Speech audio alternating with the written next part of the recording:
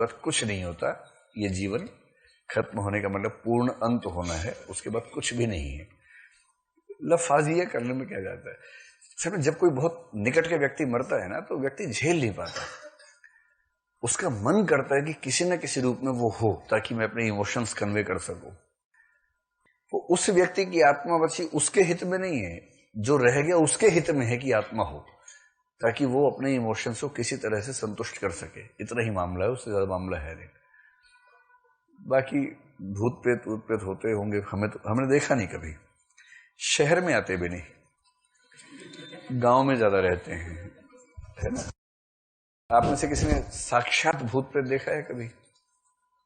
देखा या महसूस किया, मतलब कुछ ऐसा एकदम साक्षात नहीं देखा ना, तब ठीक है। आपने देखा है? मतलब वैसे तो मैं 500 रोज देखता हूं। सच वाला कह रहे हैं? चलो क्लास के बाद समझाना मुझे क्या था। ये कहाँ की बात है? राजस्थान। बालाजी?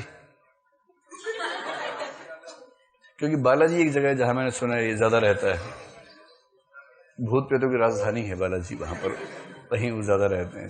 चलिए होंगे, पता नहीं, मुझे आइडिया नहीं, मतलब मेरा आमना सामने कभी हुआ नहीं, तो मैं बड़ा क्यूरियस रहता हूं कि कैसे होते होंगे भूत प्रेत।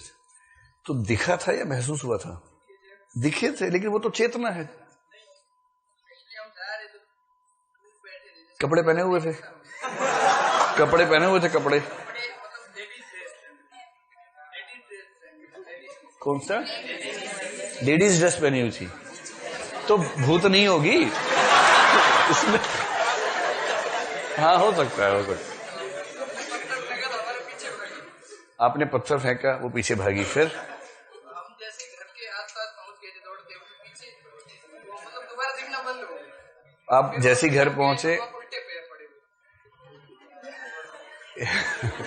चलिए अभी इस बात को छोड़ देते हैं। इनका कहना यह है कि रास्ते में बैठी थी, लेडीज ड्रेस पहनी हुई थी, हम गए तो उन्होंने पत्थर मारे पीछे से। आपने मारे? इन्होंने पत्थर मारे, वो पीछे पीछे भागी। जब हम घर पहुंचे तो वो गायब हो गई। फिर हमने सुबह देखा कि उल्टे पैर बने हुए थे, तो वापस गई होंगी ना। आते टाइम उल्टे पैर बने हुए थे और जाते टाइम सीधे बने, वो मिट गया। तो हवा चली होगी, मिट गया वो, ऐसा क्या? पक्का भरोसा आपको भूत? उसके बाद ट्राई किया फिर से आपने कभी? अरे कोई गांव की औरत होगी, बीड़ी बीड़ी पीने के लिए आ गई होगी वहां पर। हो सकता है, चलो हो सकता है। भगवान करे भूत नहीं हो, ताकि आपका विश्वास कायम रहे। आपने भी देखा है?